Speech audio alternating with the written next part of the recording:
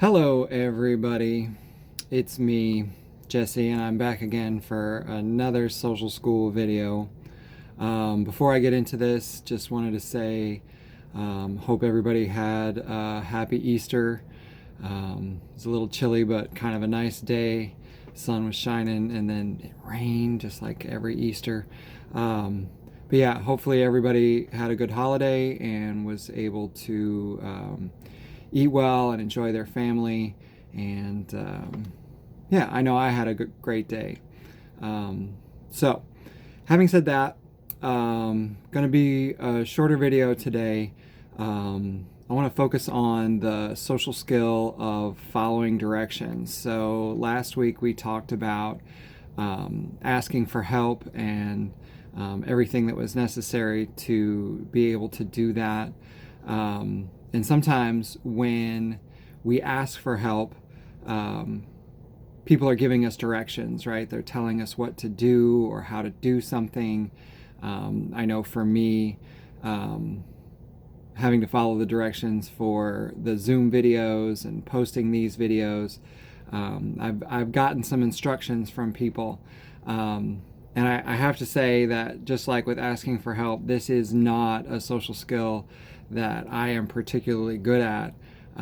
Personally, I don't like being told what to do, so following directions is not my specialty. It requires us to pay attention, and not only pay attention, but pay attention and be willing to do what the other person is asking us to do. So, without any more delay, I'm going to get into the social skill of following directions. And basically, we break this down into 5 basic steps. And so rather than me try to show you what those steps are on paper, I'm going to send out your teachers an attachment that has this list. And you can kind of look at it and go through it maybe as we do this video. And it should be helpful and pretty important. Now, before I get into this, I do want to say that following directions is a super important skill in life. It's a super important skill at work. Many times people end up losing their jobs because they are either unable or unwilling to follow good directions, right? Being able to do what you're told is the sort of thing that employers are really looking for. And so, again, we want to be able to follow those directions.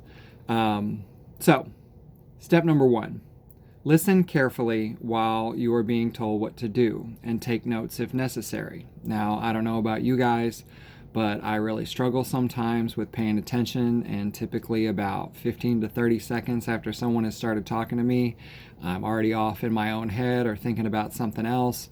And so there are times when I have to, write some stuff down, take notes. There's no harm in writing those things down. And if you are a poor rememberer, or you're, like me, you have a hard time paying attention, sometimes it helps just to have a pad and paper and to write things down, especially when the instructions are like multiple step things. Go to this place, get this thing, then do that.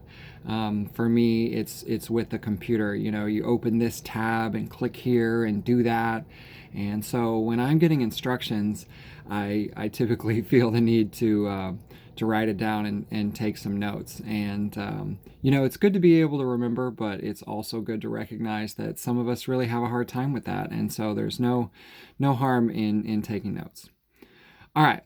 Step number 2, ask questions about anything that you don't understand. And just like asking for help, asking questions for clarification may be a little bit embarrassing. You may have to get the instructions more than once. But I personally have come to a place where I would rather ask a question and look a little silly or a little stupid than to do things wrong, right? So by asking questions, I have the opportunity to make sure that I understand exactly what it is that I'm being expected to do, or what I need to do to make my thing work out. And again, questions could be like, well, when you said this, is this what you meant? Or what about this? Or what if I want to do it this way?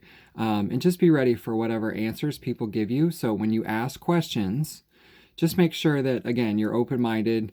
You're really asking the question in an effort to want to do whatever task it is correctly, and not to necessarily do it your own way. Again, I really struggle with that. I like doing things my own way, but if my own way worked, I probably wouldn't have to ask for help, ask for questions, or need to be following their directions anyway. So we have to be open to that. All right. Step number 3 is kind of an interesting one. What step 3 says, it says, decide if you want to follow the instructions and let the person know your decision. And so there are going to be times, maybe not so much at work, but in other situations where someone's going to tell you to do something and you might choose, hey, I don't necessarily want to do this right now, or I'm going to do it later. But when you come to the decision that you're going to follow those instructions, it's not a terrible idea to say, all right, boss, you know what? I'm going to get right on that. Let me do that for you. And so as you kind of think about whether or not you want to follow these instructions, you want to think about the positive and negative consequences of following those instructions. Maybe it's something that it's not worth doing, right? If someone asks you to do something that is not something that ethically you're willing to do, or something that you just really don't want to do. Again, in the workplace, you kind of have to do that if you want to keep your job. So that's definitely a negative consequence. Sometimes not following instructions correctly can mean maybe you accidentally break a piece of equipment, or you ruin the job or have to do it again. So again, you want to think about the positive and negative consequences of following through with those instructions. And a lot of times there are a lot of positive consequences, right? So if you are willing to step up and do the right thing at the right time, then that really makes you look good in the workplace. And that's the sort of thing that bosses are looking for. Can this person follow instructions first time given? Can they do it right? So we want to take our time and think it through. But it's usually a good idea to let that person know that you're going to do what they say, if in fact you are willing to do it. All right. Step number 4, repeat the instructions to yourself. Do this in your own words.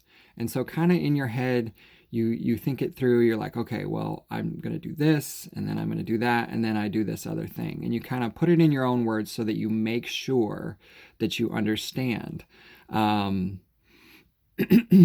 For me, putting things in my own words or thinking it through in my own head makes it easier for me to follow instructions. Maybe I have my own little tweak on what I want to do or the order that I want to do things. Things might work differently for me than someone else. But I repeat the instructions to myself in my head, just really, kind of think it through and make sure that I understand. And then another thing to think about, just like asking questions if necessary, you can repeat the instructions back to the person who gave them if it's necessary to check for understanding. A lot of times repeating things back seems a little socially awkward, but it is extremely helpful in checking for understanding and making sure that you get it right. Again, just like with asking for help, it is better to get things right and have things maybe go a little awkward or seem a little, out of place than it is to do them wrong. So I have no problem repeating instructions back. Okay, so you want me to go to this website and set up this account and do those things. And I have no problem repeating instructions back just to make sure, that I really understand. And then the last one, step 5, you want to do what you were asked to do. And especially in the workplace, doing what you're asked to do is why they pay you, right? So it is going to be up to your bosses and your managers and other people to decide what it is that needs to get done. And it's just our job to do it. So you want to go ahead and follow through with those instructions. Typically, for me, the sooner I do something that I've been asked to do, the better. My wife will ask me for a favor, and if I say, okay, I'll get to that later, then I may or may not do it. But if, I'm asked to do something and I get right on it right away and go ahead and get that thing done, then, it's out of the way. And typically it's not that hard. It's not a problem. But following instructions is a super important social skill. It is very important for you in being successful at work. It's very important for you in keeping your job. And hopefully following instructions or following directions is something that you're comfortable with, and something that you're willing to do. So, with that said, that's my video for today. I will tell you that there are more social skills videos to come. We're going to talk about decision making and being assertive, and you can pretty much expect to see one of these a week until school's out. So, I hope everybody is doing well and staying healthy. And as always, if you have any questions or want or need to talk to me, my phone number is 618-960-3431. And my email address is ssocialschool. So that's SSOCIALSCHOOL @gmail.com.